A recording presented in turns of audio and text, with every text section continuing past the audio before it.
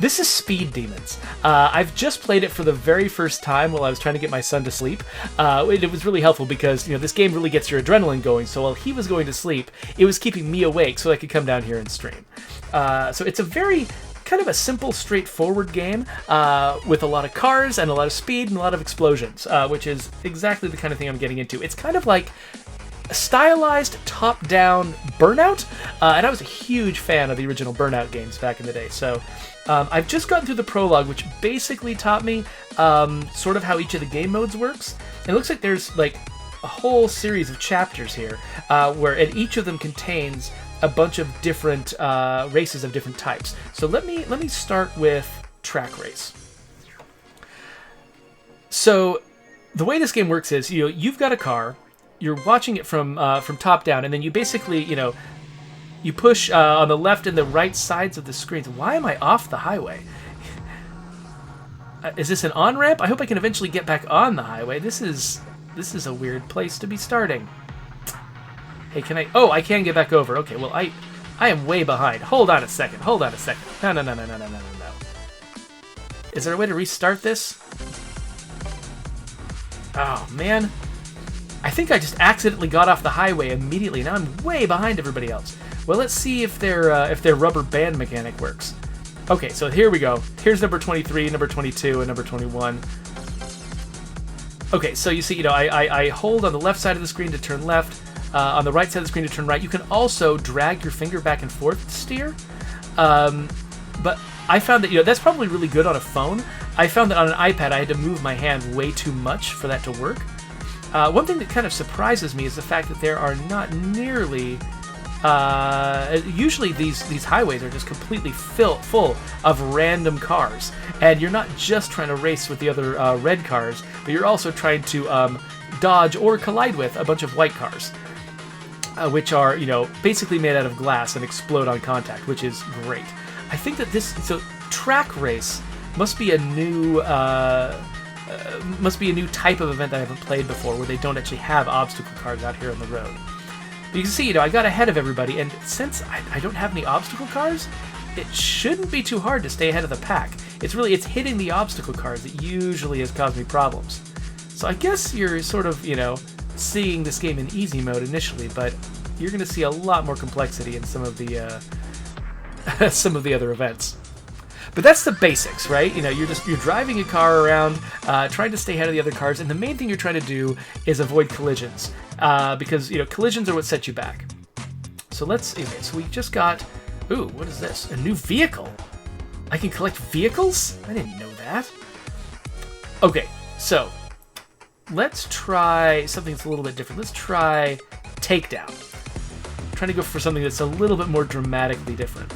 Okay, so I'm trying to get 15 takedowns in order to get 3 stars here. So I am this blue car, and so the white cars don't matter. What I'm trying to do is take down all of the red cars. There we go. I think, does that guy count as taken down? We'll find out.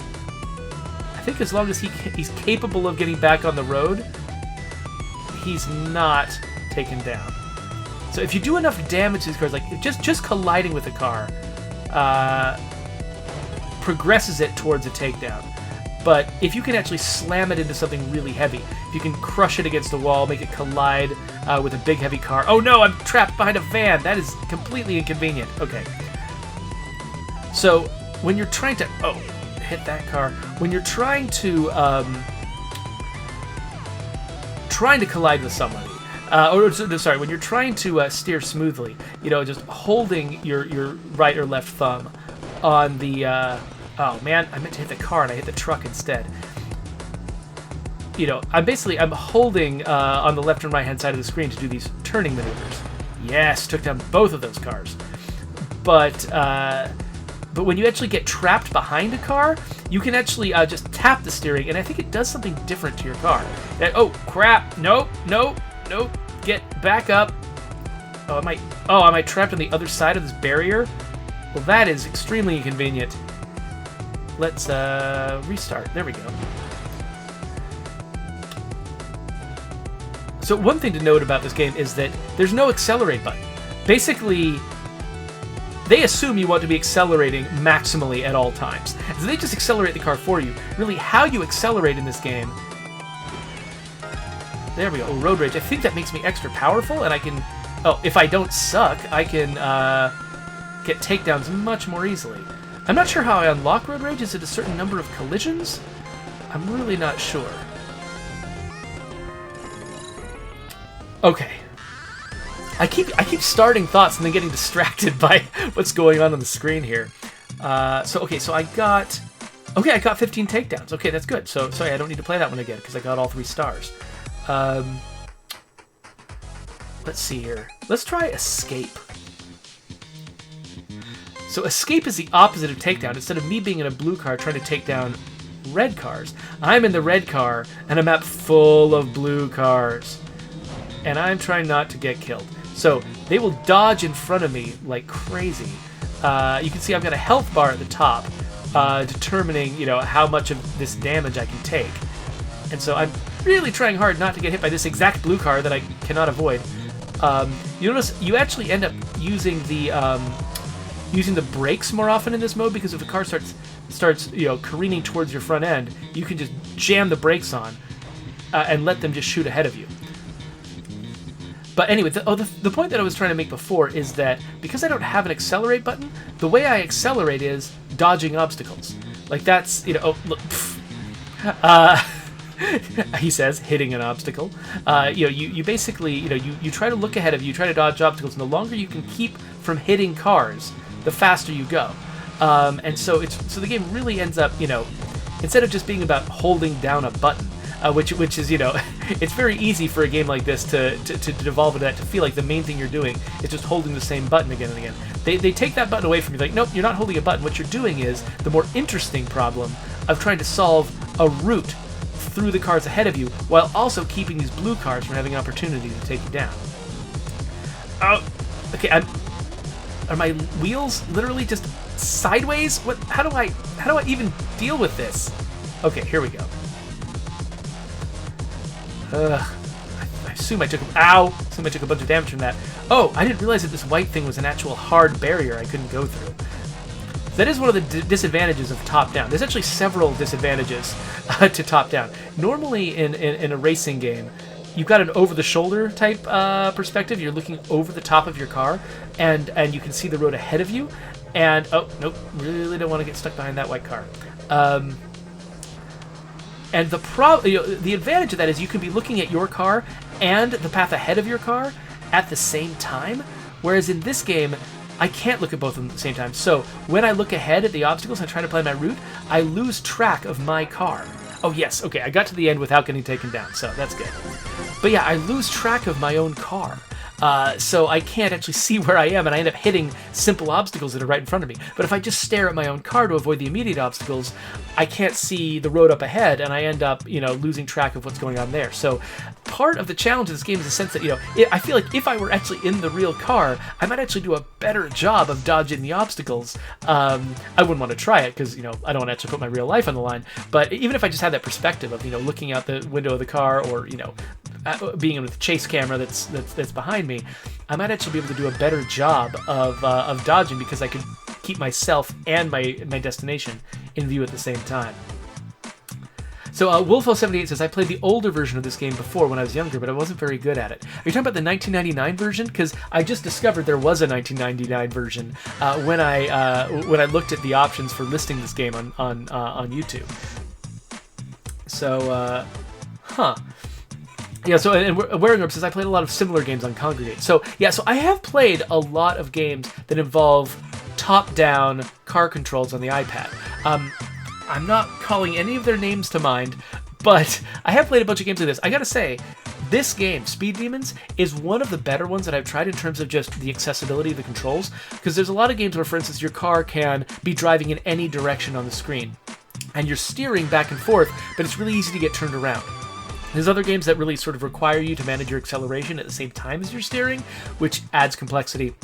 And there are a lot of games where you know, where basically the car, it's you know, it's demanding a certain level of precise control that is the kind of thing you'd want a controller for, and controlling it with an iPad is just tougher. There's other ones where they actually sort of give up and are basically like, all you're controlling is acceleration, or all you're controlling is some very elementary part of it, like the way that CSR, you're only controlling the gear shifting. And, you know, that can be interesting for a little while, but I feel like this game has sort of captured the interesting part of controlling a car is steering. That's the interesting part. And so they're basically taking everything else away from you and saying what you're controlling is steering. And then they make the steering as interesting and challenging and complex as they possibly can, which I think is a really good move.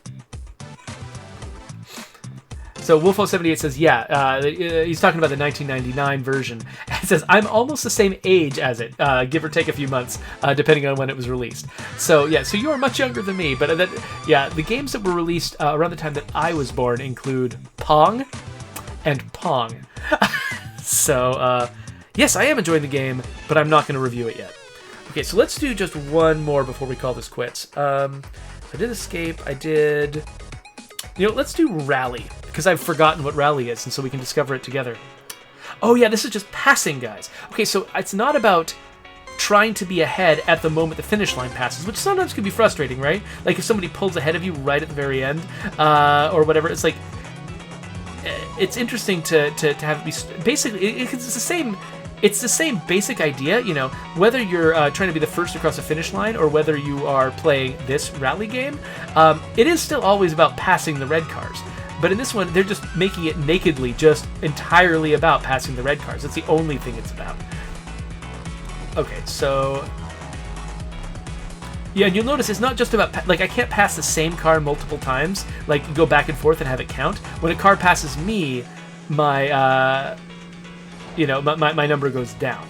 One thing, I love that they call, because this game is Speed Demons, they call my competitors demons. And so I've actually kind of imagined a sort of a fiction for this game where these characters are literal demons. Like you know, this is, I don't know, oh, come on, reset.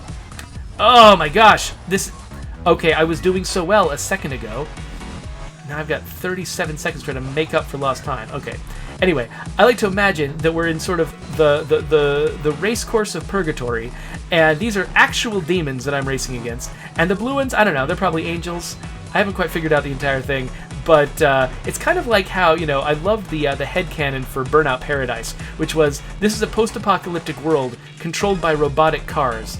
And, ooh, Road Rage, can I? Yes, let's take down as many of these guys as we can, because I think taking somebody down counts as passing them. But yeah, like, oh no, so I get wrecked, and then a bunch of guys pass me. Was it 15 I needed to get? Oh, it was 25. Well, that's garbage. Let's try that again. Anyway, I liked the headcanon for Burnout Paradise, where it's, you know, a post-apocalyptic world taken over by robotic, psychotic, destructive cars, and the only surviving human is a DJ who's trying to goad the cars into you know, doing stunts and wrecking themselves, which I thought was hilarious. I think Yahtzee came up with that idea, which I think is really funny. So I've got my own headcanon for this game, where, you know, I'm a sinner who's on his way down to hell, but I'm racing demons for my salvation. Okay, so I've just got to not hit folks. I'll catch up to this pack if I can avoid hitting a bunch of white cars. I mean, taking down red cars is fine. Taking down a red car is nice, because that same car is probably not going to pass you if you've taken it down. Nope. Oh, so that... Is that gold car different from the other cars? Like, I'm trying to... Okay, no, it looks like they all have gold trim on them. They're all red with gold trim. And I'm red with black trim. I wonder if that's intentional. Basically, if they're driving... If the models of cars that they're driving are the same models I can drive, but they put yellow on them to really make it clear that those are the NPCs, and the one with black trim is me. Oh, ow. Oh, gosh! Okay. That is one of the downsides of top-down... of a top-down perspective, is the fact that I can't tell the difference between a line on the road and a wall on the road.